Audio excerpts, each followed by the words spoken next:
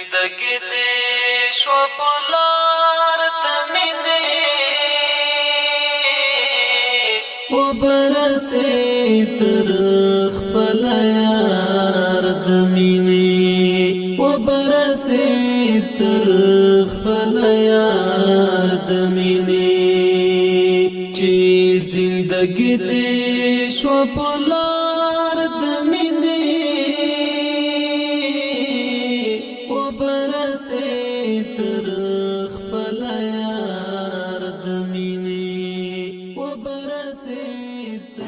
آیا په افغانستان کې هم دغسې مظلومان شتون لري چې سرمایه‌دار په څنګو کې ورسره پراته دي همسایګان خارج دولت کې د دوی سره هیڅ همکاري نه کوي نو محترمو د دې دا وضعیت ته چې ګورم د زړه نه مې یو الله خبر دی الله شاهد دی چې ډېر سخت خفه یم ورته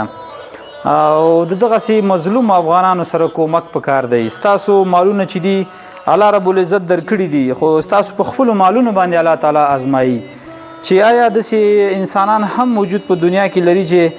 د دغسې ناامیده او ناچاره کسانو لپاره همکاري او کومک وکړي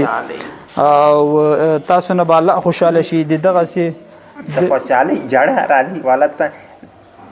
پوښتنې راځي ډېر د خوشحالۍ زه راځم بیا به راځم هېڅوک پوښتنه به کوي نه هېڅوک به آخر باندې خدای مهربانه شي انشاءالله چې هر افغان به ستا پوښتنه کوي ټول افغانان به کوي تا سره به همکاري کوو کومک به کوو در سره جوړې سید د ښه دی کلاري د انشاءالله جوړې صحت نه الله دې عزت وکړه خوشحاله اوسې محترم افغانانو دا هغه رور دی چې ما سره تماس نیولی او اقتصادي وضعیت ډېر زیات خراب دی معیوبه دی د ده حال ته وګورې قسم پاله چې ما ته کله عکس راولېږلو نو بیخي هغه شپه را باندې صحیح تېره نه شوله نو ما د ورور سره وعده وکړه چې زه حتما درځم او مسلمانان شته دی احساسمن ملي احساس والا افغانان شته دی چې دغسې دردمند او داسې معیوب اشخاصو سره حتما کومک کوي کال په کال مې ختموي د ده دا وضعیت چې وګوري په واقع د ډېر دردونکی دی دا وګورئ یعنی د بیچاره افغان کې هېڅ هم نشته دا زموږ تاسو ورور دی چې زندګي دې شوه په لار د مینې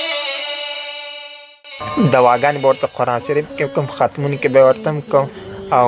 په تهجد کې به ورته دواګانې د لباس لوازم چې دی په دغه ورور باندې د تعالی عزت ورکړي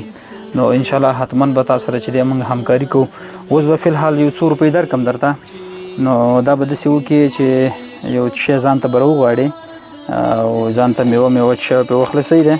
دغه 2000 افغاني اوس فلحال کې ده د سره نو دا یو ځان ته چې میوه راوغواړه صحیح ده وروره موږ تا ته راځو حتما همکاري د سره کوو صحیح ده وروره الله دې عزت وکړه ډېر دردونکی حالت دی نو الله تاسو ټول ته عزت وکړي ما ته لاس دې راکړه زه درنه لکړم چې زندګي دې شوه په لار د مینې وبرسې تر خپل یار د مینې وبرسې تر خپل یار د مینې چې زندګي دې شوه په لار د مینې موږ ستاسو ورونه یو انشاءالله چې تاسو سره به همکاري کوو ټول افغانان چې دی یو بل سره ورونه دي په سخته کې موږ تاسو سره ولاړ یو او په هر سخت شرایط کې چې دی موږ د هر افغان په څنګ کې ولاړ یو نو ستاسو همکاري کوو موږ درنه ځو که موږ ته اجازه راکړي الله دې عزت وکړه خوشحاله سلامت اوسې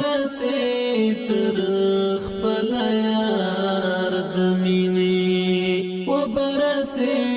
تر